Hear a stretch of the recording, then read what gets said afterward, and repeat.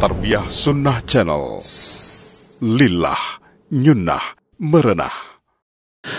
Bismillahirrahmanirrahim. Assalamualaikum warahmatullahi wabarakatuh.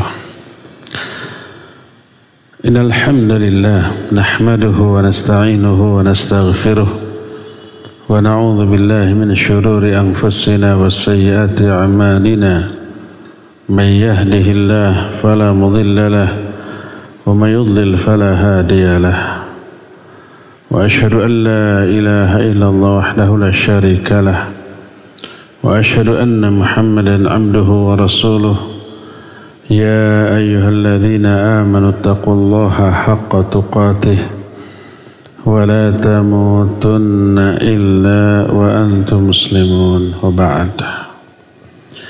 Ayyuhal ikhwah, para jamaah Masjid Agung Al-Ukhuwah Bandung yang Allah muliakan, alhamdulillah kembali kita berjumpa melanjutkan kajian amalan hati.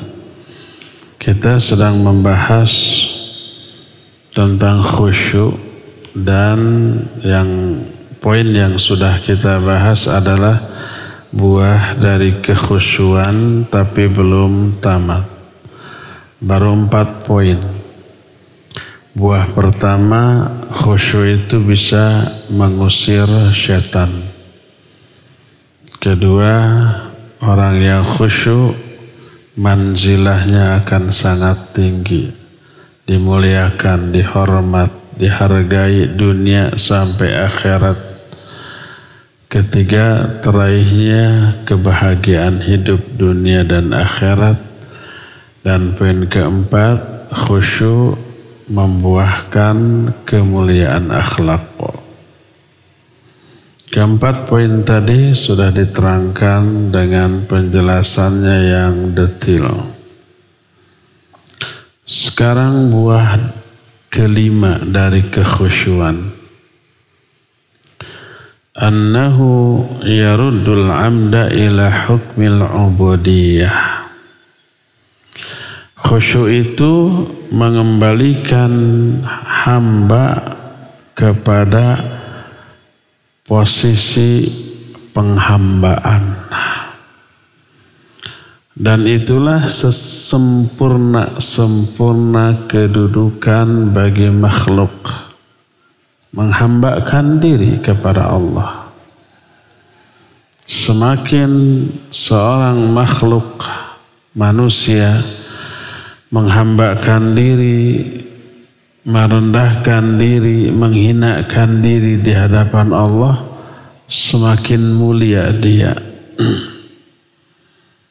Semakin seseorang merasa diri tinggi, besar, agung, semakin hina dia. Oleh karena itulah maka ketika Allah menyebut Nabi kita Muhammad SAW dalam Al-Quran pada posisi-posisi yang mulia, Allah selalu menyebut beliau dengan sebutan hamba, bukan rasulnya. Alhamdulillahilladzi anzala ala abdihil furqan. Segala puji bagi Allah yang telah menurunkan Al-Furqan kepada hambanya. Tidak anzala ala rasulihi atau nabihi atau Muhammadin Al-Furqana, tetapi hambanya. Karena kedudukan Nabi ketika menerima wahyu berada pada kedudukan yang sangat mulia. Demikian juga ketika Nabi diisrokan, tidak disebut Rasul atau Nabi atau Muhammad, tapi disebut hamba.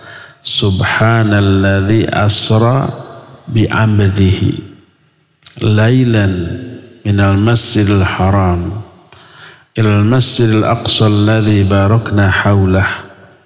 Maha suci Allah yang telah mengisrokan hambanya. Isra itu posisi yang sangat mulia. Tak ada manusia lain yang diisrokan. Nabi-nabi lain tidak ada, apalagi orang biasa. Hanya beliau disebut dengan sebutan hamba. Nabi Nuh alaihissalatu wassalam ketika disebut dengan sebutan manusia yang pandai bersyukur disebut dengan sebutan hamba.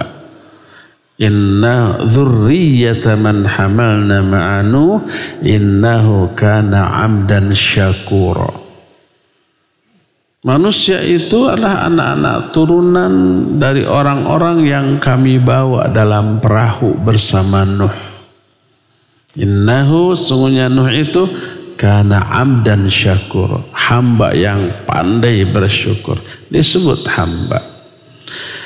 Jadi ketika para nabi berada dalam posisi mulia oleh Allah disebut dengan sebutan hamba, karena memang sebutan hamba adalah sebutan terbaik bagi makhluk dalam pandangan Allah Azza wa Jalla.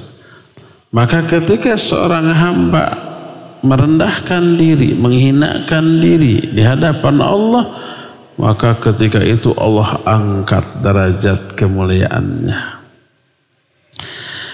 Nah, khusyuk sudah kita jelaskan. Makna khusyuk itu adalah qiyamul qalbi baina yadayillahi bil khudu' wat tadhallul.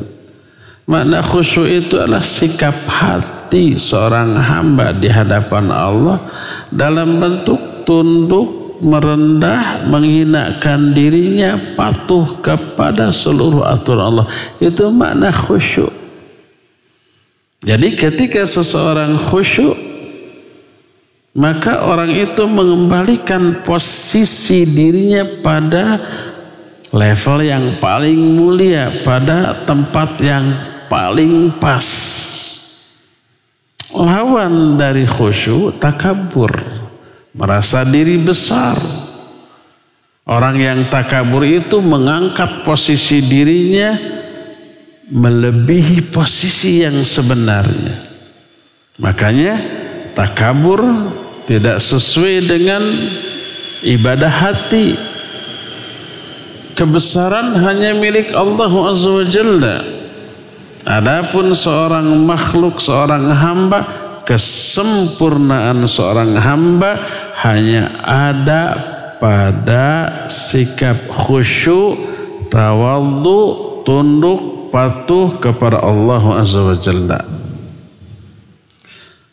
Oleh karena itulah maka Allah Azza wa Jalla menyuruh manusia untuk sujud. Sujud itu merendahkan diri, menghinakan diri di hadapan Allah Azza wa Jalla.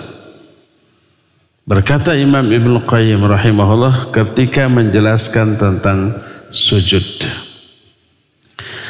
Kata beliau, khudu'an li'azamati rabbih wa khusyu'an lahu wa tadhallulan baina yadayhi wa inkisaran lahu fayakunu hadzal khusyu' wal khudu' wat tadallul raddan lahu ila hukmil ubudiyah.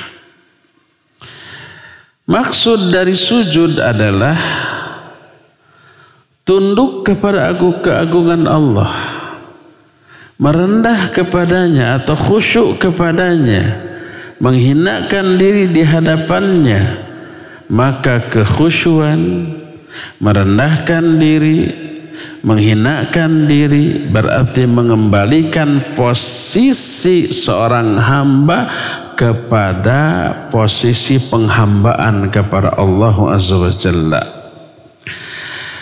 Berdasarkan hal itulah maka ketika seorang sujud, manusia yang tadinya berasal dari tanah, ciptakan dari tanah, wa inni wa antuhum inni khalaqtuhum minha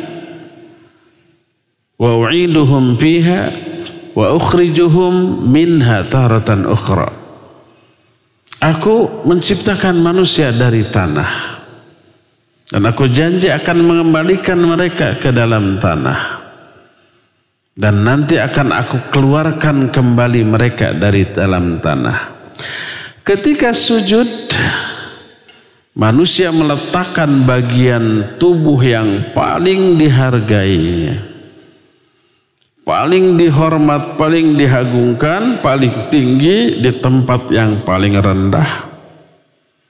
Sementara bagian tubuh yang dianggap paling tabu, kotor, tempat pembuangan kotoran, yang menurut urf, kebiasaan, tradisi, kultur, budaya orang Arab itu tidak boleh disentuh oleh orang lain. Bagian bokong nggak boleh kita sentuh, bahaya besar, penghinaan luar biasa. Nah,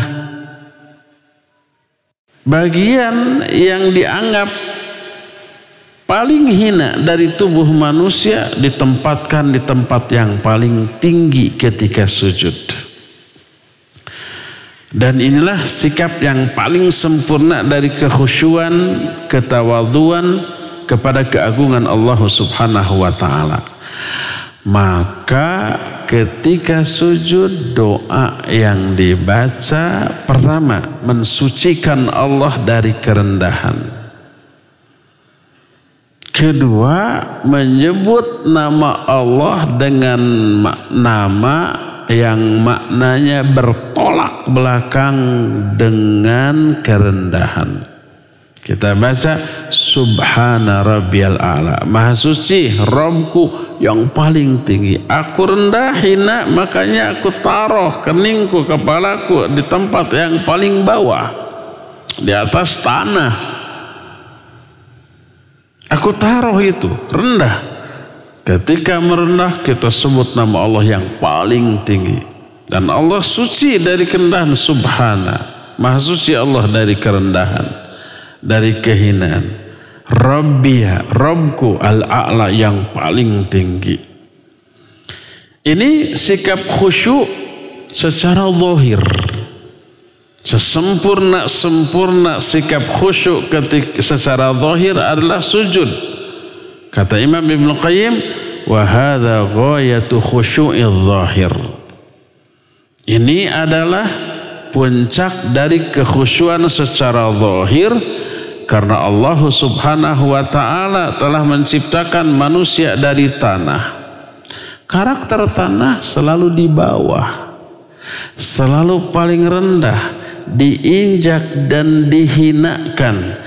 Dari sana asal manusia, makanya tetaplah di posisi itu. Ketika manusia menempatkan diri di posisi merasa diri rendah, hina, maka Allah akan muliakan dia. Allah akan agungkan dia. Allah akan angkat derajat dia. Sebaliknya dari khusyuk adalah takabur, merasa diri besar, merasa diri tinggi, merasa diri hebat. Berakibat Allah akan hinakan, Allah akan rendahkan, Allah akan terpurukkan dia ke tempat yang paling bawah. Makanya dari takabur, dari merasa diri besar, lahir banyak keburukan dunia dan akhirat. Salah satu bentuk keburukan di dunia, orang yang takabur, yang sombong itu bisa menolak kebenaran karena gengsi. Itulah yang dilakukan oleh musuh-musuh para nabi zaman baheula. Fir'aun menganggap, wa qala ana rabbukumul a'la, aku Rabb kalian yang paling tinggi. Itu ucapan zahir, ucapan mulut. Hatinya meyakini dakwah Nabi Musa benar. Hatinya meyakini, Allah membongkar hati mereka. Tapi kenapa ditolak dakwah yang mereka yakini kebenarannya? Karena kesombongan, karena merasa diri tinggi. Kata siapa? Kata Allah dalam Al-Quran.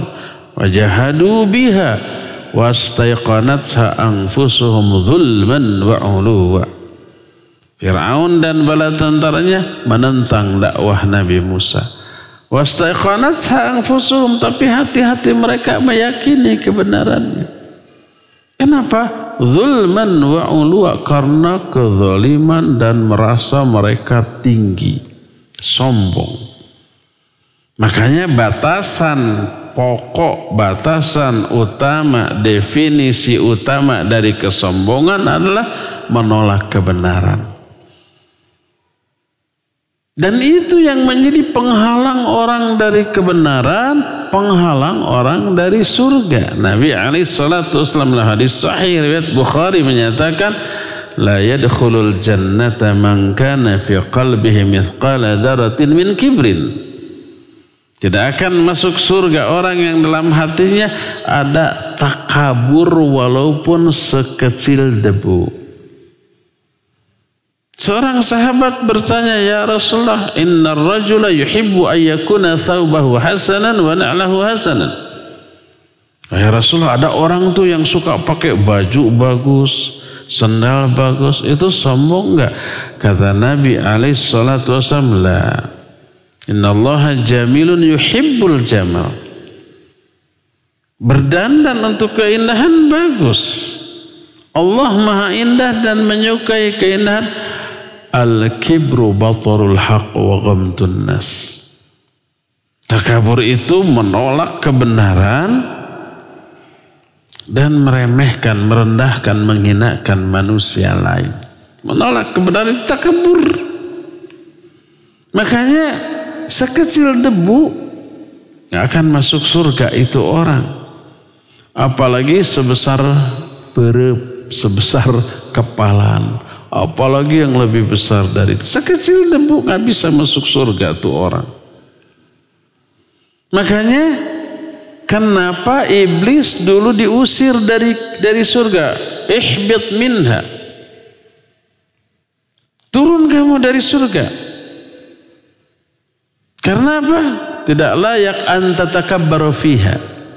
Tidak layak bagimu, la yakunu laka anta takabbaru fiha, untuk bertakabur di surga. Ada di surga aja terus ada takabur dikeluarkan. Dan ini yang menjadi kedurhakaan pertama makhluk, yaitu iblis sombong, takabur, dan itu menjadi penyebab tidak mau taat kepada Allah ketika diperintahkan sujud kepada Adam. Wa idh qulna lil malaikati isjudu li Adama fasajadu illa iblis aba wastakbara wa kana minal kafirin. Ingat ketika kami berkata kepada para malaikat, sujud kalian kepada Adam. Malaikat semuanya sujud. Iblis nggak mau. Dia takabur, sombong, dan dia termasuk makhluk kafir karena kesombongannya. Maka diusirlah dari surga. Makanya Allah Azza wa Jalla menyatakan bahwa Jahannam mathwa lil mutakabbirin, tempat yang cocok untuk orang-orang yang takabur. Takabur menjadi penyebab utama orang menolak kebenaran dan menjadi penyebab utama si iblis terusir dari surga dan menjadi penyebab utama orang masuk ke dalam neraka sebagaimana diterangkan di dalam beberapa hadis yang sahih. Berkata Rasul sallallahu alaihi wa alihi wasallam ketika menjelaskan karakter ahli neraka, kata beliau, inna ahlan nar kullu ja'dharrin jawadhin mustakbirin jamma'in manna'in wa ahlul jannati ad-du'afa al-maghlubun.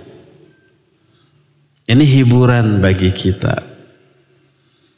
Kata Rasul sallallahu alaihi wasallam, sesungguhnya ahli neraka adalah Setiap orang yang perilakunya kasar, keras, takabur, jamma'in manna'in. Jamma'in teh kerjanya numpuk-numpuk harta terus. Seluruh potensi yang dimilikinya, waktunya, tenaganya, kepintarannya, kesehatannya dipakai untuk menumpuk-numpuk mengumpulkan harta. Jamma'in, tidak jami'in, tapi dengan sigat mubalaghah. Jamma'in, terus manna'in, pelit, menolak setiap orang yang butuh bantuan, meminta kepada ditolak. Itu ahli neraka. Jadi ahlun nar kullu ja'dharriyin jawadin mustakbirin. Ahli neraka itu setiap orang yang kasar, yang keras, yang takabur atau sombong, yang kerjanya menumpuk-numpuk harta dan pelit, tidak mau memberi ke orang. Itu ahli neraka, wal'iyadzubillah. Semoga Allah tidak memasukkan kita ke dalam golongan itu. Wa ahlul jannah, yang semoga Allah memasukkan kita ke dalamnya. Adapun ahlu surga adalah ad-du'afa wal maghlubun. Ahli surga itu orang-orang lemah, maghlubun. Maghlubun tuh selalu didominasi oleh pihak lain. Karena lemah, diatur begini, diatur begitu dengan aturan yang menyengsarakan mereka, nggak bisa apa-apa. Ya nerima, protes lebih parah akibatnya. Ya, tidak taat tambah parah lah. Ya udah, daripada tambah parah manut menderita. Penderitaan itu menggugurkan dosa-dosanya. Hadis ini diriwayatkan oleh Imam Ahmad dan Imam Al-Hakim dalam kitab Al-Mustadraknya dengan sanad yang sahih, yang menjelaskan bahwa takabur termasuk salah satu penyebab orang masuk ke dalam neraka. Sebelum masuk ke dalam neraka, waktu proses hisab di alam mahsyar, dihinakan. Al-jaza' min jinsil amal. Balasan disesuaikan dengan jenis perbuatan. Ketika di dunia dia merasa gagah, besar, tinggi, berkuasa, balasannya di akhirat dia dikerdilkan, dikecilkan, bentuk fisiknya sampai sekecil semut. Itu bentuk penghinaan, pengkerdilan kepada orang yang ketika di dunia merasa besar, yang disebut dengan takabur. Dijelaskan dalam salah satu hadis yang diriwayatkan oleh Imam Bukhari dalam kitab Al-Adabul Mufrad, Imam At-Tirmidzi, Imam Ahmad dan yang lain-lain dengan sanad yang hasan.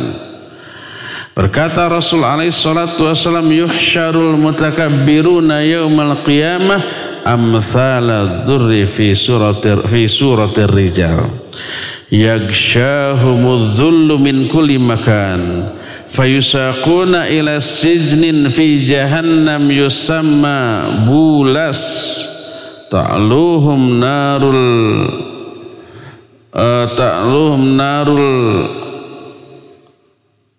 anyar yusqauna min isarati ahli nar tibatal khubal atau tinatul khubal. Orang takabur nanti di akhirat akan dikumpulkan pada hari kiamat dalam ukuran sekecil semut dalam bentuk manusia. Bentuknya bentuk orang, tapi ukurannya sekecil semut. Mereka diliputi oleh kehinaan dari segala sisi, dari segala segi. Mereka digiring ke sebuah penjara di neraka jahanam. Penjara ini disebut dengan sebutan bulas. diliputi oleh api neraka dan diberi minum dari usaratu ahlin nar. Itu yang disebut dengan tinatul khabbal. Usarah ahli nar itu perasan dari ahli neraka. Orang di dalam neraka disiksa, digencet, dibakar, cairan tubuhnya terperas, mengalir. Itu usarah, asir, perasan ahli neraka.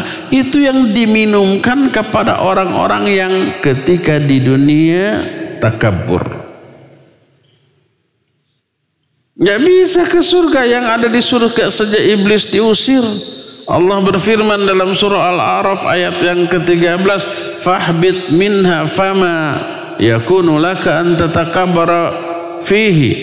Kamu keluar, turun dari surga tersebut, gak layak bagi kamu untuk bertakabur di dalamnya.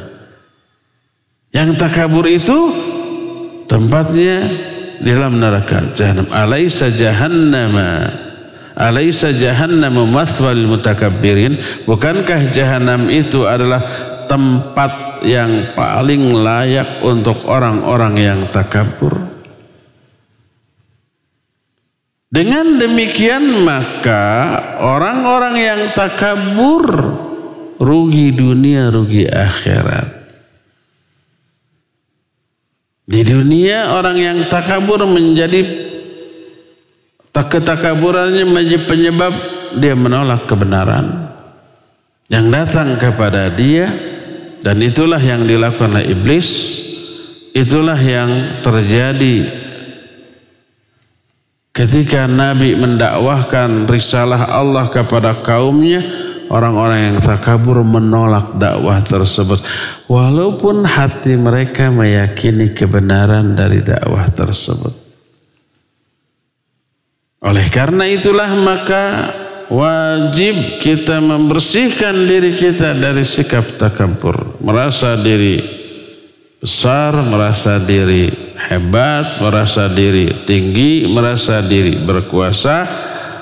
Tempatkan diri kita di tempat yang pas untuk kita sebagai seorang hamba, yaitu merendah, tawadhu, dan menghinakan diri di hadapan Allah Azza wa Jalla. Dan itu salah satu di antara kandungan makna khusyuk. Makanya para ulama paling merindukan saat sujud ketika wajahnya yang paling mulia diletakkan di atas tanah. Itu momen yang paling ditunggu oleh para ulama. Sebagaimana pernyataan Masruq, bertanya Masruq kepada Sa'id bin Jubair radhiyallahu anhu. Dia berkata, ma baqiya syai'un yurghabu fihi illa an nu'affira wujuhana fit turabi lahu. Kata Masruq kepada Sa'id bin Jubair, tidak ada sesuatu pun yang tersisa dalam hidup ini yang paling diinginkan. Sesuatu yang paling diinginkan dalam hidup kecuali meletakkan wajah-wajah kami di atas tanah karena khusyuk kepada Allah Subhanahu wa ta'ala. Itu momen yang paling dirindukan oleh para ulama saat sujud. Saat ketika seseorang bersikap di hadapan Allah dengan sebaik-baik sikap, secara zahir kekhusyuan ditunjukkan dalam bentuk sujud, secara batin memang selalu khusyuk di dalam sholat ataupun di luar sholat. Sebagaimana definisi khusyuk berulang kali kita terangkan, al-khusyuk adalah qiyamul qalbi baina yaday rabbih bil khudu' wat tadhallul. Sikap hati di hadapan Allah yang selalu merendah, menghinakan diri, tunduk, patuh kepada seluruh perintah Allah Subhanahu wa ta'ala. Inilah buah yang kelima dari kekhusyuan, yaitu mengembalikan posisi hamba kepada posisi yang pas untuk dia, yang berakibat dia dimuliakan oleh Allah, diagungkan oleh Allah, diangkat derajatnya baik di dunia apalagi di akhirat nanti. Itulah poin yang kelima. Buah yang keenam. Ini ruh dari seluruh ibadah adalah kekhusyuan. Dan ketika ruh ini diisikan kepada seluruh ibadah, apapun jenis ibadah, ibadah yang enteng pun, yang ringan, yang sifat atau hukumnya sunnah ghair muakkadah, itu bisa melahirkan pahala melebihi pahala ibadah fardu yang menjadi rukun Islam tapi tanpa kekhusyuan. Umpamanya seseorang sholat fardu yang 5 waktu, itu kan rukun Islam. Benar, ikhlas, tata caranya sesuai dengan sunnah Nabi SAW, dilakukan di awal waktu berjamaah dengan imam di masjid, tapi tidak ada kekhusyuan. Salat fardu yang seperti itu Allah ancam, fawailul lil musallin alladzina hum an salatihim sahun.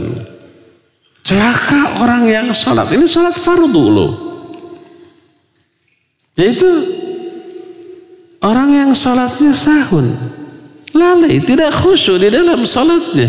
Salat fardu ikhlas sesuai sunnah di awal waktu berjamaah dengan imam di masjid, diancam wail hanya karena tidak ada ruh berupa kekhusyuan. Sebaliknya, hadis sahih riwayat Imam Muslim, Nabi SAW menyatakan, ma min muslimin yatawaddau wa asbagha wudu'ahu. Tidak ada seorang pun muslim yang mengambil wudu, kemudian dia menyempurnakan wudunya, membaguskan wudunya, thumma shalla rak'atain, kemudian sholat 2 rakaat. Sholat apa? Syukrul wudu. Apa hukum sholat syukrul wudu? Sunnah. Muakkad atau ghair muakkad? Ghair muakkad. Tidak ditekankan. Tidak seperti tahajud, tidak seperti rawatib, tidak seperti tahiyatul masjid gitu ya. Syukur wudu ghair muakkadah. Lam yuhaddits fihi ma syai'. Selama sholat 2 rakaat itu hatinya tidak mengembara ke sana kemari, tidak ngomong sendiri, fokus. Dalam riwayat lain dikatakan bahwa yuqbilu biqalbihi ilallah, dia fokus dengan hatinya kepada Allah fihima, di kedua rakaat tersebut.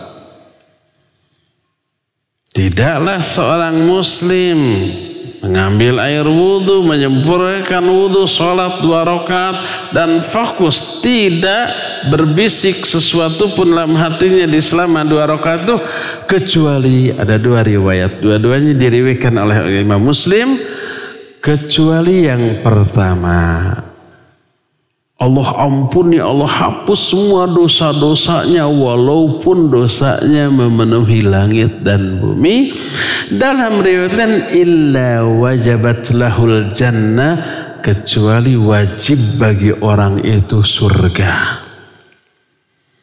Lihat 2 rakaat sunnah ghair muakkadah tapi khusyuk, pahalanya besar dibanding sholat fardu ikhlas sesuai sunnah di awal waktu berjamaah dengan imam, tidak ada kekhusyuan, tidak ada ruh.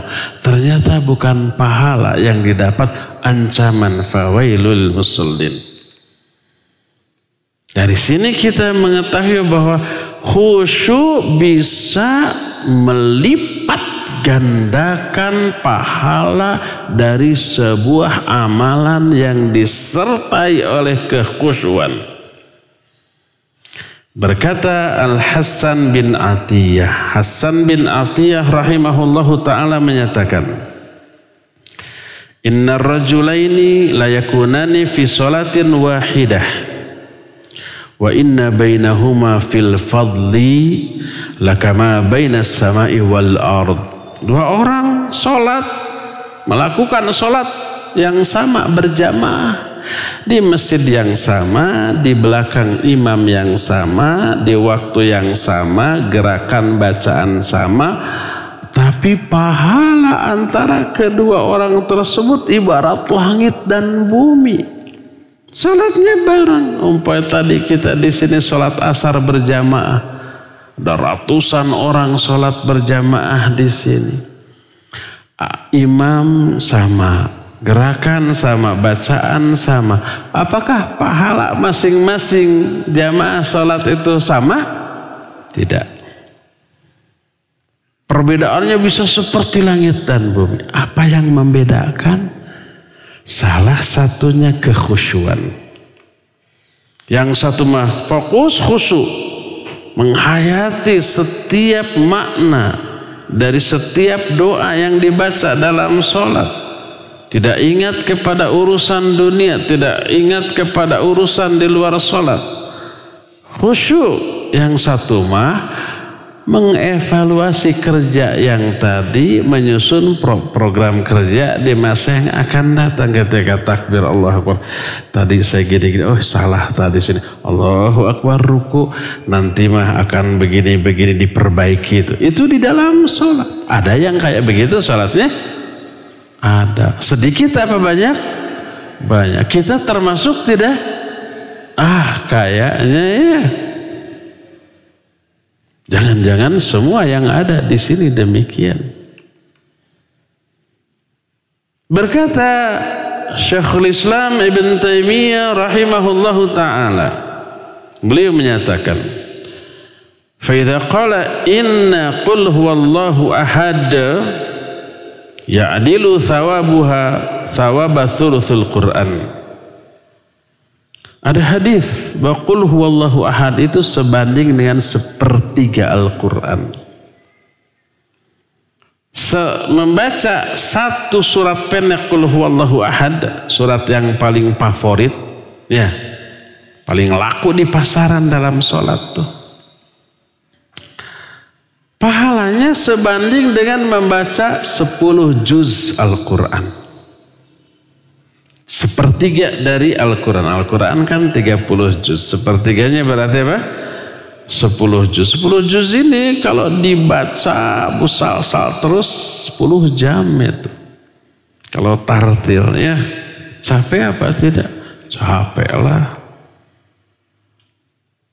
Nah, membaca qul huwallahu ahad sampai akhirnya sebanding dengan sepertiga Al-Quran. Apakah selalu demikian?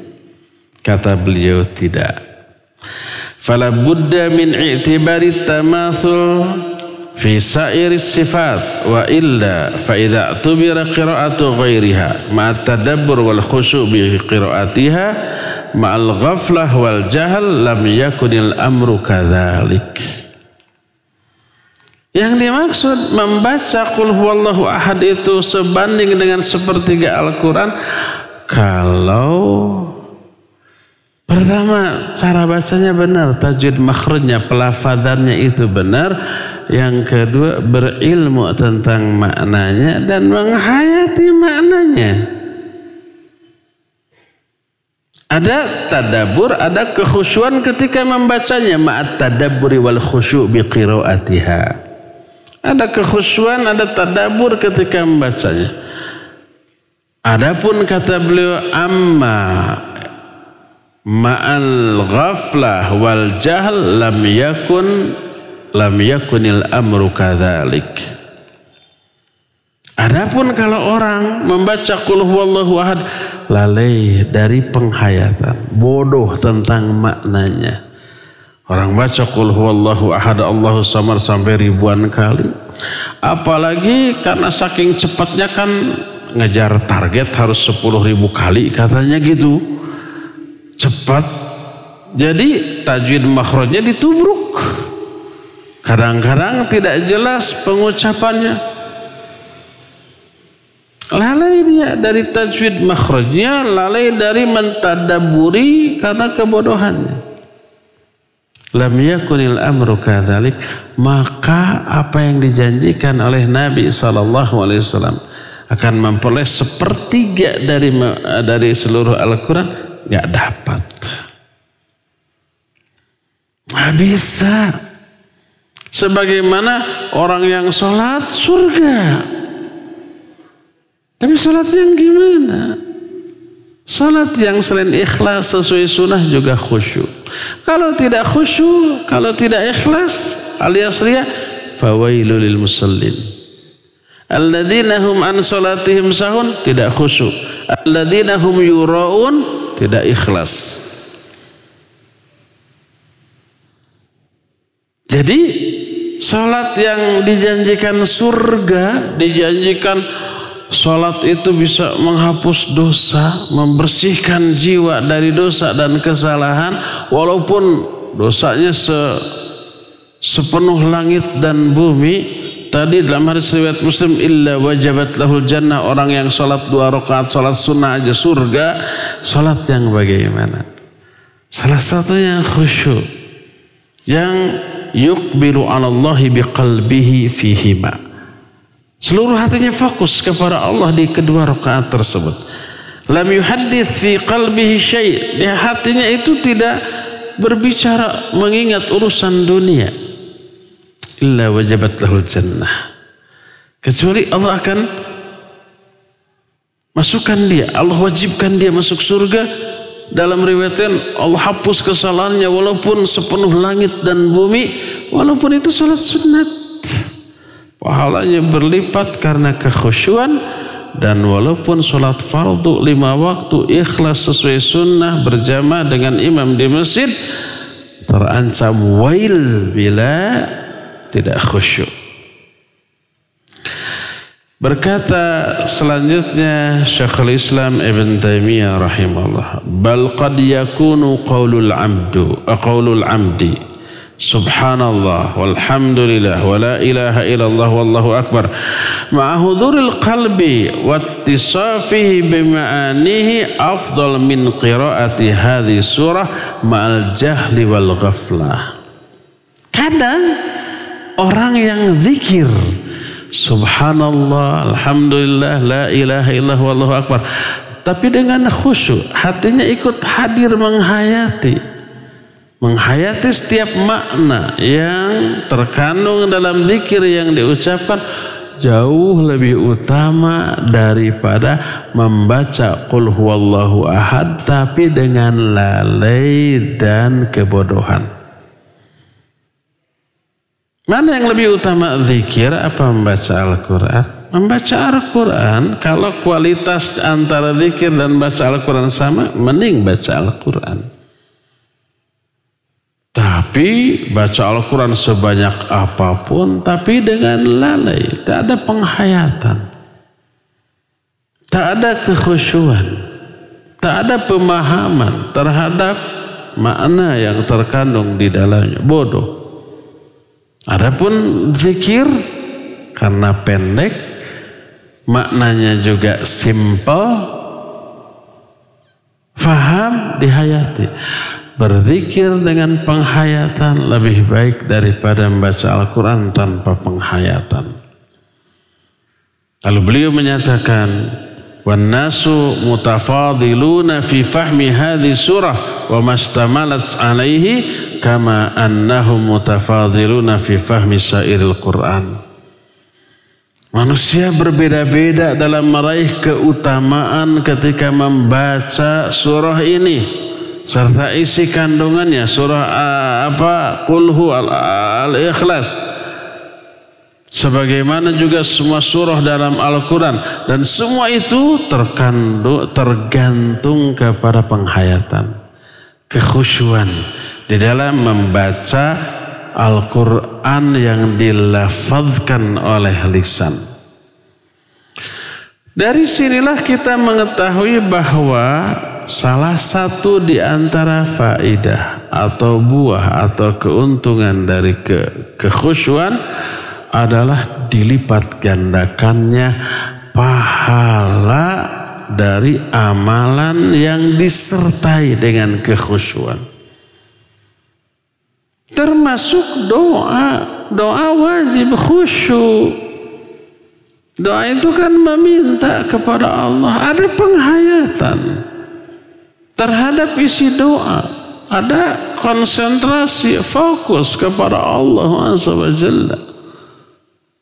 Adapun ketika berdoa, karena doanya rutin, sudah hafal dengan bahasa Arab dari Quran, dari hadis, norolang lancar. Tapi hati pikirannya ingat keurusan dunia. Bagaimana mungkin bisa dikabul? Jangankan Allah atuh yang maha agung, yang harus diprioritaskan, dipedulikan, dinomorsatukan, diperhatikan. Kita aja sebagai manusia, kalau ada orang mengajukan proposal, meminta sesuatu kepada kita, tapi ketika mengajukan permintaan itu tidak fokus, lihat ke sana, main HP, chatting, teleponan. Ini saya butuh ya 10 juta, halo, ini sebentar ya, saya begini dulu, sebentar chatting dulu. Gimana kita coba perasaan? Ini orang serius nggak minta bantuan kepada kita? Bisa-bisa apa? Ditolak. Janganlah, nggak jadi, nggak usah mengajukan apapun. Sana urus urusanmu sendiri dulu, gitu kan? Itu manusia, apalagi Allah SWT. Maka Allah tidak akan mengabulkan orang yang berdoa dari hati yang lalai, karena tidak adanya kekhusyuan. Maka isikan kekhusyuan dalam setiap ibadah. Khusyukkan salat kita, khusyukkan bacaan Quran kita, khusyukkan doa-doa kita, khusyukkan zikir kita, khusyukkan azan kita ketika kita mengumandangkan azan. Mungkin di sini ada yang suka azan, muadzin, khusyukkan. Hayati ketika takbir Allahu Akbar, Allahu Akbar, hati ikut menghayati. Kalimah yang disertai dengan penghayatan hati itu nanti akan masuk juga ke hati pendengar. Ini adanya sederhana, gak bagus-bagus amat, tapi nancep ya ke hati, menyentuh banget, bisa begitu tuh. Karena apa? Efek dari kekhusyuan. Oleh karena itulah salah satu di antara buah dari kekhusyuan adalah dilipat gandakan pahala dari amalan yang disertai kekhusyuan. Itulah faidah atau buah yang keenam. Buah yang ketujuh. Ini yang menjadi jawaban atas banyak pertanyaan. Bukankah Allah dalam Al-Quran menjamin ala bidzikrillahi tatmainnul qulub. Ingat, hanya dengan berzikir kepada Allah hati menjadi tenang. Banyak yang bertanya ke saya, Pak Ustaz, saya sedang resah, gelisah, lalu saya zikir. Karena Al-Quran menyatakan dengan zikir hati menjadi tenang. Saya zikir, tambah resah, tambah gelisah. Keresahan ini tidak berkurang, apalagi hilang. Kenapa? Ini jawabannya. Karena yang zikirnya hanya mulut, hanya lisan.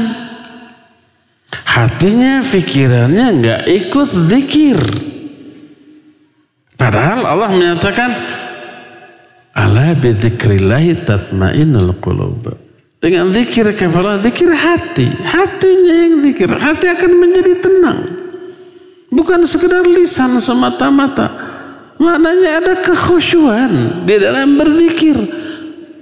Kalau khusyuk ketika zikir, baru resah, gelisah, risau, galau, sedih, gundah, gulana itu hilang. Minimalnya berkurang. Seberapa banyak kadar berkurangnya keresahan tersebut sangat tergantung kepada seberapa besar kadar kekhusyuan ketika berzikir tersebut. Makanya salah satu di antara buah dari kekhusyuan adalah teraihnya ketenangan hati. Orang yang sebelum sholat mumet dia, resah dia, gelisah dia, sedih dia, banyak urusan dia. Lalu ambil air wudhu, lalu sholat. Sholatnya ikhlas, juga khusyuk. Maka kekhusyuan bisa menghilangkan seluruh keresahan tadi. Tergantikan oleh ketenangan yang datang efek dari kekhusyuan di dalam sholat. Sholat yang kayak gini yang akan menjadi penolong bagi kita dalam menghadapi berbagai macam masalah. Allah berfirman, ya ayyuhalladzina amanu ista'inu bis-sabri was-shalah. Hai orang-orang yang beriman, mintalah kamu pertolongan kepada Allah dengan sabar dan sholat. Sholat bisa menjadi penolong dalam permasalahan hidup bagi diri kita. Tapi sholat yang bagaimana? Salah satunya adalah sholat yang khusyuk. Sholat yang di dalamnya ada penghayatan. Maka sholat yang disertai dengan kekhusyuan itu zikir yang luar biasa dahsyatnya. Lebih dahsyat kekhusyuannya, lebih dahsyat ketenangan jiwa yang akan diraih dengan sholat yang khusyuk tadi. Karena dengan ayat ala bidzikrillahi tatma'innul qulub. Ingat, dengan berzikir kepada Allah hati menjadi tenang. Zikir yang bagaimana? Zikir yang disertai dengan kekhusyuan. Zikir inilah yang melahirkan ketenangan yang bisa dilakukan dimanapun, dalam keadaan bagaimanapun, di momen apapun. Termasuk di WC, kita sedang jongkok atau sedang duduk, kalau WC-nya WC duduk, sambil ngeden, bisa berzikir, bisa, asal zikir hati, bukan zikir lisan. Yang terlarang zikir lisan, nggak boleh sambil ngeden sambil subhanallah alhamdulillah, nggak boleh. Tapi zikir hati ya bisa. Ingat surga, ingat neraka, ingat alam kubur, ingat hari kiamat, ingat kekuasaan Allah ketika di WC. Boleh? Boleh. Makanya pernah saya ungkap, para ulama kalau mau ke WC nggak mau ada waktu yang terlewatkan tanpa pertambahan ilmu. Maka ketika di WC panggil muridnya, baca kitab yang keras di luar WC agar terdengar oleh saya ketika di dalam WC. Jadi sambil jongkok, sambil mendengar kitab dibacakan oleh muridnya dengan keras di luar WC. Zikir bukan? Ya, zikir. Maka boleh zikir dengan hati walaupun di dalam WC. Tetap ketenangan dimanapun akan terasakan. Dari sinilah kita mengetahui bahwa zikir yang bisa menenangkan hati adalah zikir yang disertai dengan kekhusyuan. Zikir yang disertai dengan keterlibatan hati berupa penghayatan terhadap lafaz yang dizikirkan. Baik zikir di dalam sholat ataupun di luar sholat, ataupun membaca Al-Quran ataupun berdoa. Seluruh ibadah-ibadah tadi bila disertai dengan kekhusyuan akan menyebabkan hati tenang, hati tentram, hati ini akan menjadi nyaman, dan itu yang akan menjadi pengusir dari apa? Dari rasa resah dan gelisah. Makanya hadis sahih riwayat Imam Muslim, kalau seorang muslim ditimpa hammun wala hazan, ma min muslimin asabahu hammun wala hazan, tak ada seorang pun muslim yang ditimpa rasa resah, gelisah, kesedihan ataupun ketidaknyamanan hati pokoknya. Kemudian dia berdoa, Allahumma inni abduk wabnu abdik wabnu amatik nasiyati biyadik adlun fiyya hukmuk, ya, dan seterusnya, madin fiyya hukmuk adlun fiyya qada'uk. Ya Allah, sungguhnya aku hamba-Mu, anak dari hamba-Mu, telah berlaku hukum-Mu kepadaku, telah adil ketetapan-Mu kepadaku. Terus inni as'aluka bikulli ismin sammaita laka nafsaka aw 'allamtahu ahadan min khalqik aw anzaltahu fi kitabik aw ista'sarta bihi fi ilmil ghaibi indak. Ya Allah, aku meminta kepadamu dengan menyebut seluruh nama yang Engkau telah namakan dirimu dengan nama-nama itu, atau nama yang Engkau ajarkan kepada salah seorang di antara makhluk-Mu, atau namamu yang Engkau turunkan dalam kitab-Mu, atau nama-namamu yang hanya Engkau saja yang tahu dalam ilmu gaib yang ada di sisimu. Antaj'alal Qur'an rabi'a qalbi, agar Engkau menjadikan Al-Quran ini sebagai penentram hatiku, penyejuk jiwaku, penghilang kesedihanku dan seterusnya. Orang yang sedang resah, gelisah, sedih lalu berdoa dengan doa itu dengan dihayati, Allah hilangkan kesedihannya saat itu dan Allah ganti dengan kesenangan dan kebahagiaan, dengan ketenangan. Dengan catatan apa? Ada penghayatan, ada kekhusyuan. Dari sinilah kita mengetahui bahwa salah satu di antara buah dari kekhusyuan adalah apa?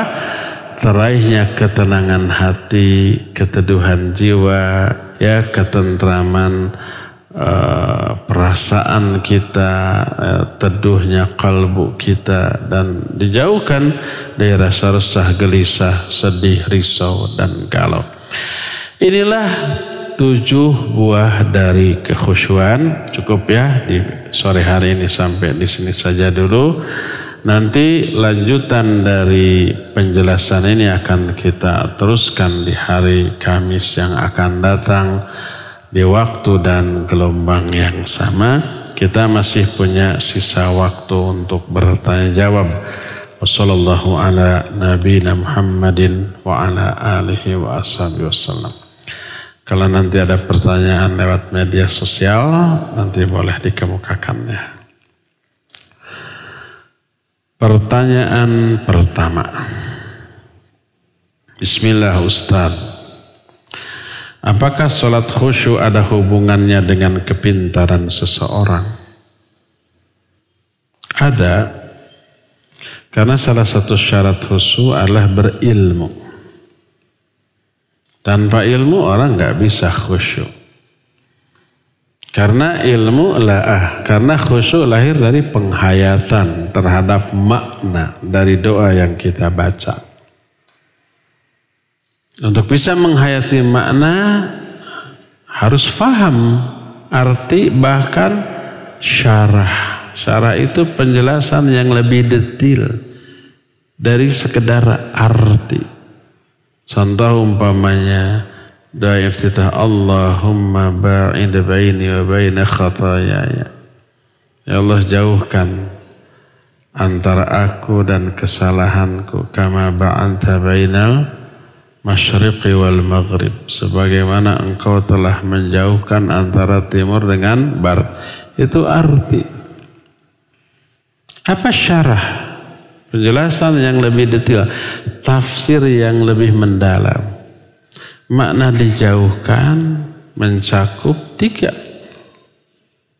Pertama, jaga saya dari kesalahan dengan sesungguh-sungguhnya agar saya tidak melakukan kesalahan tersebut. Kedua, beri hidayah saya untuk tobat ketika saya sudah terjerumus ke dalam kesalahan tersebut. Ketiga, jangan engkau azab saya akibat kesalahan tersebut. Itu kita hayati ketika membaca itu. Nah, untuk itu semua dibutuhkan ilmu atau tidak? Ya, dibutuhkan ilmu. Untuk memahami ilmu itu dibutuhkan kecerdasan, kepintaran apa tidak? Ya iyalah. Kalau bodoh mah ya kata perkata Allahumma ya Allah ba'id jauhkan olehmu baini antara aku wa baina dan antara khotoyaya kesalahanku. Kata diartikan saja itu belum tentu sekali 2 kali hafal. 10 kali sudah baru hafal. Masuk ke kalimat kedua hafal. Kalimat pertama lupa lagi. Ada yang begitu? Ada. Tingkat kecerdasan, kepintaran berpengaruh terhadap kualitas ilmu. Dan kualitas ilmu berpengaruh kepada kualitas kekhusyuan. Kalau tidak khusyuk, maka orang itu tidak pintar. Belum tentu, yang pintar belum tentu khusyuk. Sebab faktor penyebab kekhusyuan tidak sekedar ilmu. Kalau hanya sekedar ilmu, para ustadz pasti khusyuk sholatnya. Kenyataannya apakah seluruh ustadz sholatnya khusyuk? Tidak. Saya juga ya aku terus terang. Tidak setiap sholat saya khusyuk. Saya tahu arti bacaan sholat, tahu. Malah syarah dari doa sholat sering saya ajarkan. Faham. Tapi apakah setiap sholat selalu khusyuk? Enggak. Karena itu bukan satu-satunya faktor penyebab terakhirnya kekhusyuan. Banyak faktor lain yang seperti yang sudah kita bahas. Nah, nanti setelah ini untuk Kamis yang akan datang kita akan membahas perusak kekhusyuan, penghambat kekhusyuan. Itu yang harus kita hindari ya. Tapi kenapa ada orang yang ada orang yang sholatnya sudah bagus tapi masih zalim ke orang lain. Tadi mungkin tidak khusyuk. Kalau sholatnya ikhlas, khusyuk, sesuai sunnah, tanha anil fahsya'i wal munkar. Dia nggak akan zalim kepada orang lain. Nggak akan menyakiti orang. Sudah pernah saya jelaskan, assalamualaikum kalau dihayati, diaplikasikan, aman dunia. Makna assalamualaikum bukan sekedar doa semoga keselamatan sampai kepada kalian, tapi maknanya antum salimuna minni wa ana salimun minkum. Kalian selamat dari gangguanku, lisan ataupun perbuatan. Aku pun selamat dari gangguan kalian. Orang yang suka gibah, fitnah, mencela, menghina orang lain, suka salam enggak kalau ketemu? Iya, assalamualaikum. Saya benci kepada antum, dasar jelek. Baru aja ngomong assalamualaikum, langsung menghina. Dia tidak memahami makna assalamualaikum. Salah satu makna assalamualaikum, anta salimun minni, kamu selamat dari gangguan saya. Itu hanya baru salam. Ada di dalam sholat salam? Ada. Rukun terakhir dari sholat salam. Apalagi doa-doa sebelumnya. Ya. Jadi kalau ada orang sholatnya bagus, berjamaah di awal waktu, ya, sesuai dengan sunnah, sholat sunat, tahajudnya juga tidak pernah lewat, tapi masih zalim kepada orang, masuk dalam ayat fawailul lil musallin. Mungkin enggak khusyuk.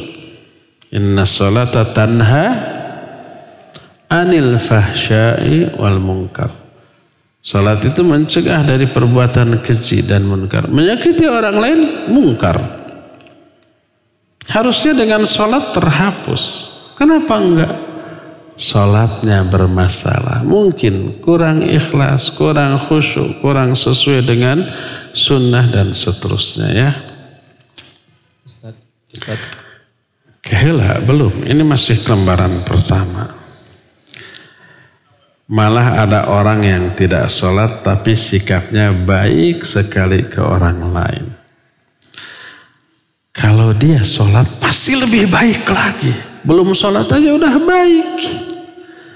Kalau dengan sholat pasti dia akan lebih baik lagi daripada sebelumnya. Karena sholat itu memperbaiki yang rusak, meluruskan yang salah, dan menyempurnakan sesuatu yang sebelumnya sudah baik. Ada orang kafir, ramah, menolong orang, gak pernah menyakiti orang, tapi dia kafir. Bukan kekafirannya yang membuat dia begitu, tapi disebut as-sifatul jabaliyatul mahmudah fihi. Tapi karakter asal yang sudah tertanam dalam diri orang. Mungkin turunan, orang tuanya begitu baik. Cacak, apa cacak? Cacak kafir ya teh. Padahal dia kafir. Kalau dia masuk Islam bakal jauh lebih baik lagi daripada itu. Karena dalam Islam itu semuanya dianjurkan plus. Ada plusnya. Semua dilakukan lillahi ta'ala. Gak pandang bulu. Bukan karena ingin dipuji. Bukan pansos. Bukan karena ingin viral dengan kebaikannya, bukan ingin memperoleh balasan dari manusia dan di dunia, tapi dari Allah di akhirat. Innama nut'imukum liwajhillah la nuridu minkum jazaa'a wala syukura. Kami memberi makan kepada kalian karena mengharapkan wajah Allah. Kami tidak mengharapkan balasan dari kalian atau ucapan terima kasih. Lillahi ta'ala. Jadi kalau ada orang gak sholat tapi baik. Kebaikan dia bagus. Gak sholatnya busuk. Tapi kalau dia sholat pasti lebih baik lagi daripada itu. Bagaimana kita bisa tahu kalau sholat kita sudah benar atau khusyuk dan diterima oleh Allah? Kita pasti akan merasakan. Kalau pertama benar dari segi niat, ada 3 hal yang harus diperhatikan dari sholat. Pertama niat, harus ikhlas. Kita sholat untuk apa? Karena apa? Karena diperintah oleh Allah, karena ingin memperoleh balasan dari Allah. Itu ikhlas. Balasan apa dari Allah? Pahala, rahmat, keridhoannya, surganya. Tidak keluar dari keikhlasan. Jangan sampai kebablasan. Siapa yang ibadah karena ingin surga Allah berarti syirik. Itu orang kebablasan ngomongnya. Karena salah dalam memahami ikhlas. Dia parsial. Dia memahami ikhlas itu ibadah dengan niat meraih ridho Allah saja. Salah. Ikhlas itu beramal untuk meraih apa-apa yang ada di sisi Allah, yang Allah janjikan kepada kita. Apa yang ada di sisi Allah? Ya ridhonya, rahmatnya, pahalanya, ampunannya, surganya, perlindungannya dari api neraka. Itu semua. Kalau mengharapkan apa yang ada di sisi manusia, pujiannya, laiknya, jempolnya, uangnya, jabatannya, ya itu baru nggak ikhlas. Jadi ikhlas karena Allah sholat. Kedua, tata caranya harus sesuai dengan sholat Rasulullah SAW. Sallu kama Ra'aitumuni usolli, salatlah kalian sebagaimana kalian melihat aku salat. Dari mulai angkat tangan sampai salam. Dan hadisnya lengkap.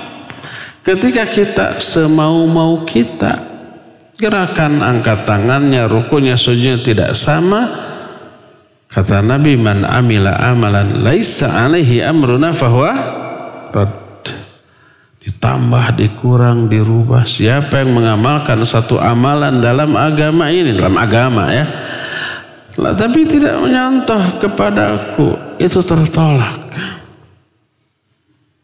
Nah, kita bisa mengukur sholat kita benar apa tidak. Dari mulai takbir, angkat tangan, sedekap, ruku, sujud. Kenapa kita angkat tangan sampai bahu, sampai telinga, atau ada yang hanya Allahu Akbar, asal-asalan. Kita tahu dalilnya, walaupun hanya terjemahan dan pernah baca, kita yakin ini sahih, tidak dihafal. Karena hanya untuk kita, bukan untuk disampaikan. Kalau ustadz mungkin harus hafal. Tidak hanya hafal teks hadis, tapi kesahihannya. Kalau ada yang menanyakan, itu sahih tidak? Riwayat siapa, dalam kitab apa? Ustadz ya mungkin harus tahu. Karena harus disampaikan dan kadang ditanya. Kalau bukan ustadz untuk diri sendiri nggak perlu. Hanya tahu ini sahih benar. Diamalkan. Dari mulai angkat tangan, sedekap, ruku, i'tidal, sujud sampai salam. Tahu, yakin berarti benar. Berdasarkan nas hadis yang kita fahami. Ketika kekhusyuan, kita kan bisa menilai sholat kita khusyuk apa tidak. Bisa apa tidak? Bisa. Berapa persen kekhusyuan kita di dalam sholat?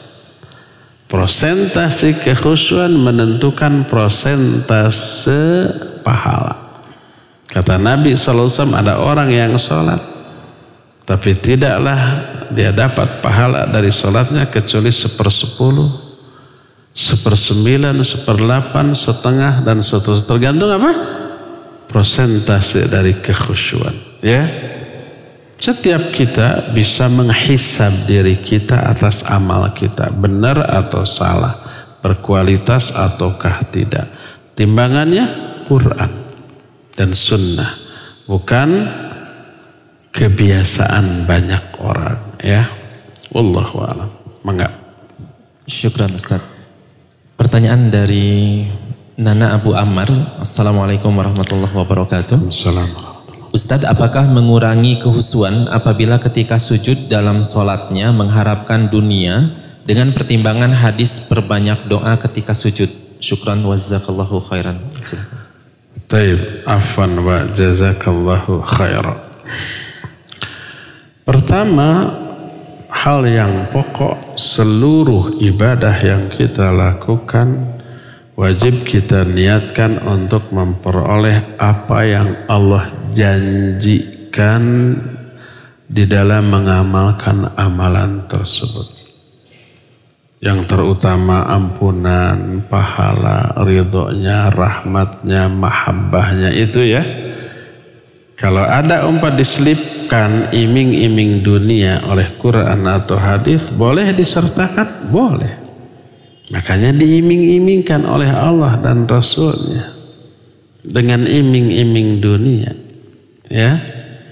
Kalau tidak, maka jangan mengharapkan itu. Pertanyaan, di dalam sholat ada nggak doa pokok di dalam sholat yang isinya minta dunia? Ada?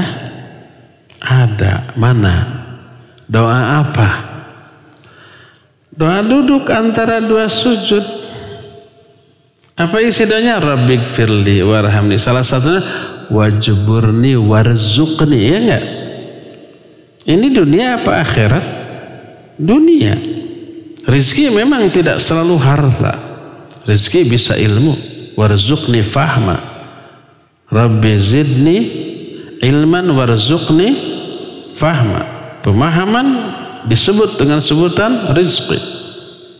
Tapi rizki mencakup harta, iya. Mencakup anak, iya.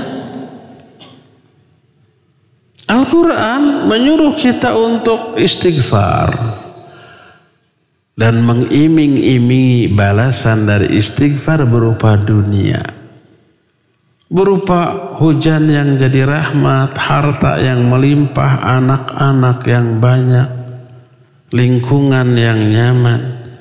Dalam surah Nuh Allah menyatakan faqultu astaghfiru rabbakum innahu kana ghaffara yursilis samaa 'alaikum midrara wa yumdidkum bi amwali wa banin.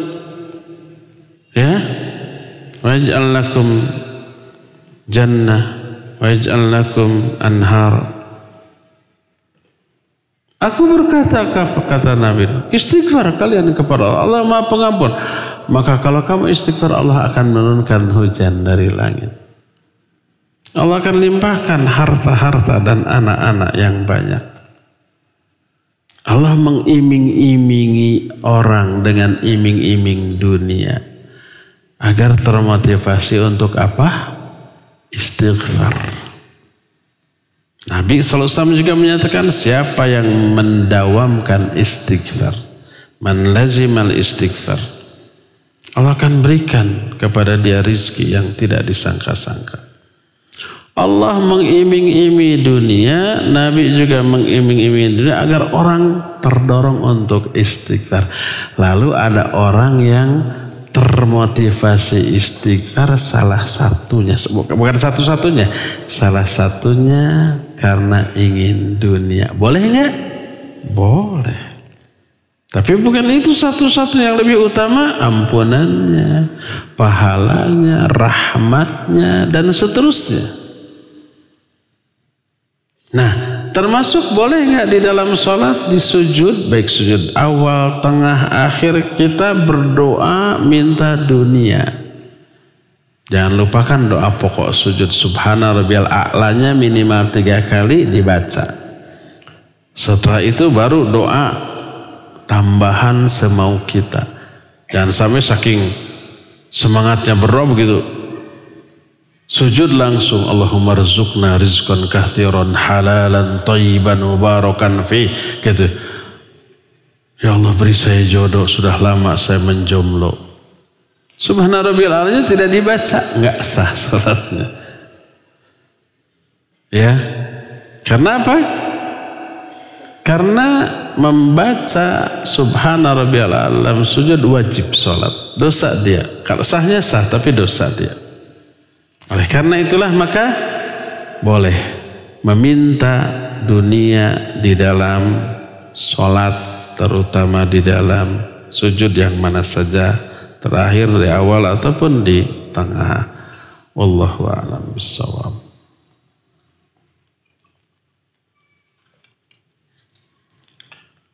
Assalamualaikum warahmatullahi wabarakatuh. Waalaikumsalam warahmatullahi wabarakatuh. Afan Ustaz, saya mau menanyakan apakah merutinkan doa setelah sholat fardu sambil mengangkat kedua tangan itu diperbolehkan? Tapi hanya satu. Kalau hanya satu nggak perlu dipakai angka 1 atau. Amalan seusai sholat berupa 2, zikir, berdoa. Itu perkara agama atau perkara dunia? Perkara agama.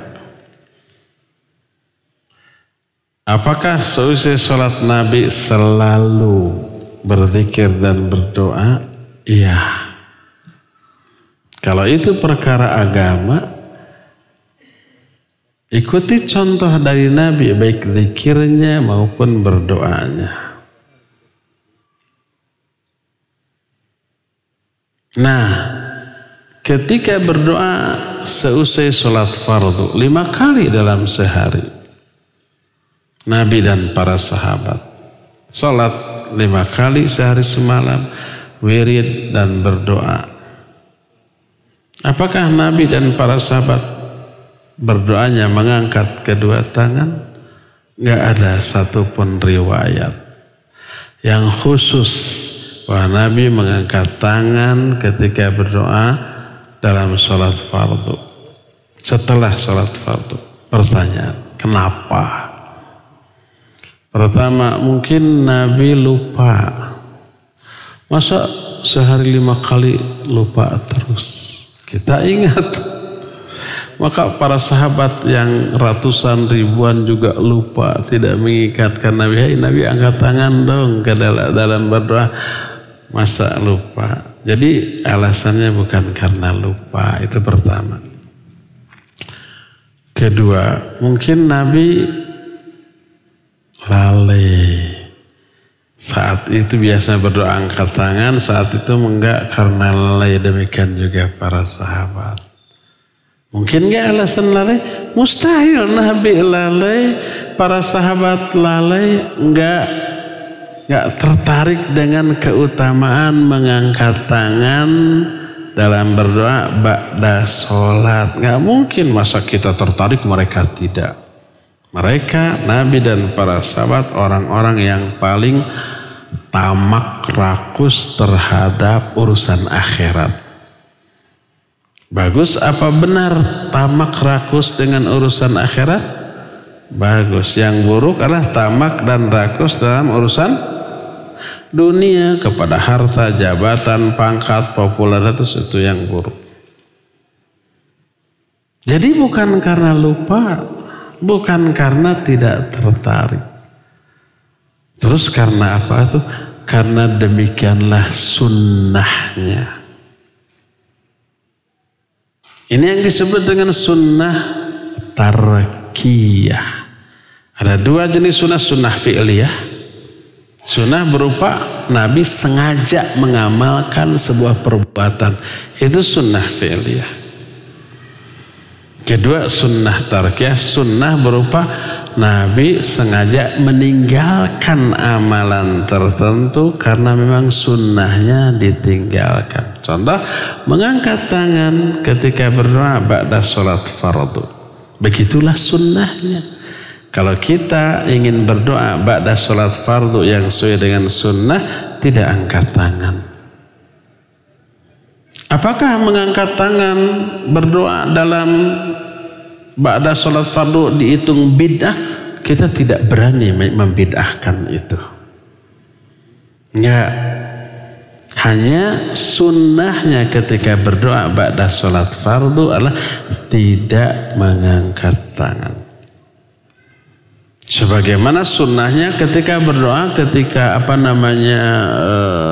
khutbah Jumat, tidak mengangkat tangan. Hadis sahih riwayat Imam Muslim, seorang sahabat Nabi, para sahabat sudah banyak meninggal, ada sahabat yang masih hidup, Jumatan. Imamnya tabi'in. Ketika imam berdoa di khutbah kedua mengangkat tangan. Sahabat ini mencela, qabbahallahul hataini yadain. Semoga Allah memburukan kedua tangan tersebut. Karena Nabi SAW tidak pernah mengangkat tangan ketika berdoa pada waktu khutbah. Yang beliau lakukan hanyalah berisyarat dengan telunjuknya. Jadi ketika khutbah berdoa tidak angkat tangan. Sunnahnya begitu. Adapun di luar itu pada berdoa yang mutlak silakan angkat tangan.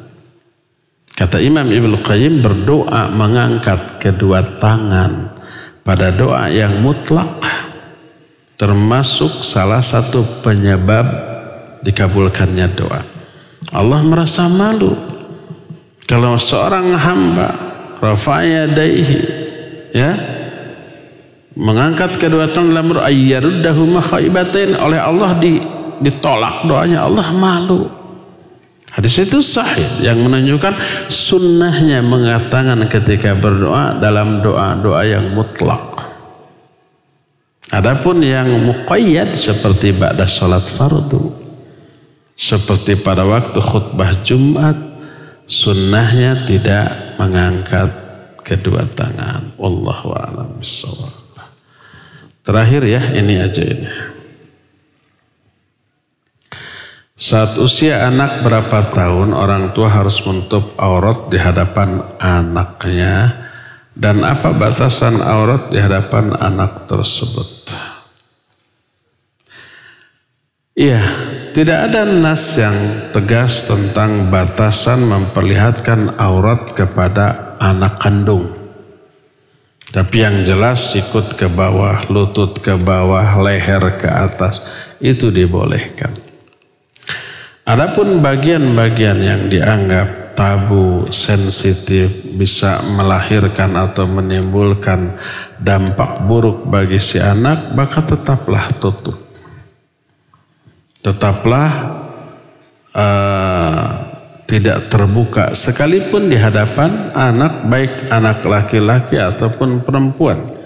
Ibunya di hadapan anak perempuan, bapaknya di hadapan anak laki-laki. Lebih utama untuk tetap ditutup untuk menghindarkan fitnah dan hal-hal yang tak diinginkan, ya. Adapun sebatas memperlihatkan leher ke atas boleh.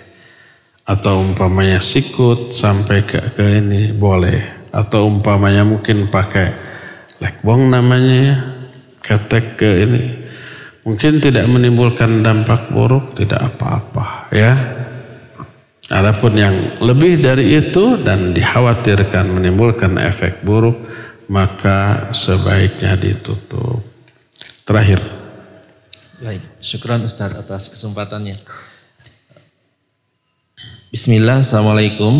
Ustaz, orang tua teman ana lagi berselisih karena bapaknya terjatuh pada kemaksiatan padahal ibadah sholatnya rajin, dengan foto-foto sedang bergandengan tangan dengan wanita lain, dan ibu teman ana selalu memberikan nasihat tapi tidak digubris. Bagaimana solusinya Ustaz? Apakah karena ibadah sholatnya tidak khusyuk? Silakan. Iya, barakallahu fiikum. Seorang suami rajin sholat, selalu berjamaah di masjid. Tapi terjerumus ke dalam maksiat yang rutin terus. Salah satunya mungkin terlihat di foto dia sama-sama wanita atau bergandengan umpamanya ya. Pertama pastikan dulu fotonya asli apa editan. Sekarang kan gampang, setiap orang melalui aplikasi tertentu di HP mengedit foto-foto ya. Gampang. Akhwat, hati-hati di DP, di media sosial. Jangan pajang foto. Nanti tiba-tiba muncul akhwat sedang berpelukan dengan lelaki lain di foto lain. Bisa diedit begitu? Bisa. Sedang di foto berpelukan sama suami, muncul aja. Ternyata orang lain bukan suaminya di foto tersebut. Bisa? Bisa. Hati-hati. Pertama pastikan bahwa foto itu bukan editan. Kedua, setelah yakin bahwa itu bukan editan, nasihati. Kenapa rajin sholat bisa begitu? Tadi ada yang rusak. Salah satu di antara 3. Mungkin niat, mungkin kekhusyuan, mungkin mutaba'ah. Mungkin sholatnya tercampur bid'ah, mungkin banyak melamun, mungkin kurang ikhlas ketika sholat. Ada keterpaksaan, ada unsur ingin dipuji dan seterusnya. Berefek buruk kepada di luar sholat. Itu salah satu penyebab kenapa orang rajin sholat tapi tetap maksiat. Perbaiki sholatnya, maka akan terperbaiki amalan di luar sholat. Nah, istrinya harus bagaimana? Nasihati, beri peringatan, dididik, dibina. Bila perlu konsultasikan kepada ustadz yang didengar oleh sang suami. Pokoknya kalau ada kerusakan dalam diri seorang saudara kita, apalagi pasangan hidup kita, hal pertama yang wajib kita lakukan perbaiki. Dikoreksi, diluruskan, dibimbing, kasihan dia. Terus sampai kapan? Semampunya. Kalau ternyata setelah dinasihati, diperbaiki, dibawa konsultasi, kekeh tetap ngeyel di atas kemaksiatannya, Apa yang harus dilakukan oleh pihak istri? Lihat, kalau kemaksiatannya berupa dosa besar, berupa pelanggaran terhadap ayat, terhadap hadis yang sahih, melanggar kewajiban, melanggar hak yang haram secara syar'i, secara qat'i, atau melalaikan kewajiban seperti tidak sholat, seperti tidak saum Ramadan, seperti tidak zakat padahal sudah kena kewajiban, dan sudah dinasihat ternyata tidak, istri boleh mengajukan khulu', gugat cerai. Kalau memang pelanggarannya separah itu, ya boleh, bukan wajib. Tapi sekali lagi itu jurus pamungkas, jurus terakhir, pintu darurat. Kalau bisa diperbaiki, perbaiki. Kalau bisa diluruskan, luruskan. Dan jangan lupa memohonlah kepada Allah. Itu yang pertama. Kedua, ini yang jarang disadari. Masalah yang muncul antara kita dengan orang lain, tetangga, kawan, sahabat, istri atau suami atau anak atau orang tua atau saudara, masalah itu muncul. Mungkin azab Allah untuk kita karena dosa yang sudah kita lakukan. Makanya berkata Syekh Al-Utsaimin rahimahullah, solusi pertama dari semua masalah, apapun masalahnya, takwa. Allah menyatakan, "Wa may yattaqillah yaj'al lahu makhraja." Siapa yang bertakwa kepada Allah, Allah akan berikan solusi, jalan keluar. Mungkin masalah itu azab bagi kita karena kesalahan kita. Azab itu tidak harus berupa musibah, sakit, kecelakaan, hilang kekayaan, dihina orang, enggak. Tapi sikap nyebelin dari orang terdekat kita yang membuat kita sedih, kecewa, tidak nyaman, itu juga bisa azab. Allah kondisikan hati mereka untuk durhaka kepada kita. Kita pernah membahas kitab Ad-Da'u wa Dawa Imam Ibnu Qayyim di setiap hari Senin. Sana dibahas bahwa salah satu azab yang Allah berikan kepada pelaku maksiat adalah durhakanya orang-orang di sekelilingnya. Anaknya, istrinya, bawahannya, hamba sahayanya, pembantunya yang harusnya taat, ini durhaka. Kadang-kadang binatang tunggangannya, motornya, mobilnya mogok terus. Allah siksa kita karena dosa kita. Apa solusi pertama? Tobat, takwa. Kalau kita mendekat, tobat atas dosa kita, mendekat kepada Allah, Allah yang merubah hati orang-orang bermasalah yang ada di sekeliling kita. Allah solehkan dia. Makanya kita pernah membahas kitab Awaiqut Thalab di Cipaganti hari Selasa pagi. Para ulama selalu saling menasihati dengan 3 wasiat. Pertama, man aslaha ma bainahu wa bainallah aslahallahu ma bainahu wa bainan nas. Ini salah satunya. Siapa orang yang memperbaiki hubungan dirinya dengan Allah, ditingkatkan ketakwaannya, diperbaiki ibadahnya, sholatnya dan seterusnya, Allah akan perbaiki hubungan antara dia dengan sesama manusia. Mafhum mukhalafahnya apa?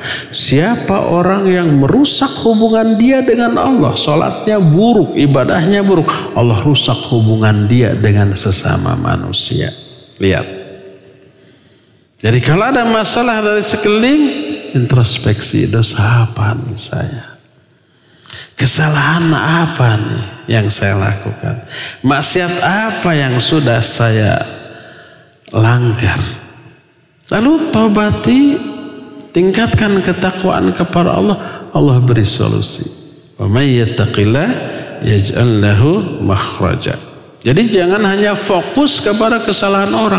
Itu orang nyakitin saya, sebel tuh orang, itu dosa besar itu orang nanti akan dihinakan oleh Allah di akhirat, bahkan di dunia juga gitu ya. Terus fokusnya nyalahin orang. Dia nggak sadar orang begitu ke dia hukuman Allah atas kesalahan dia.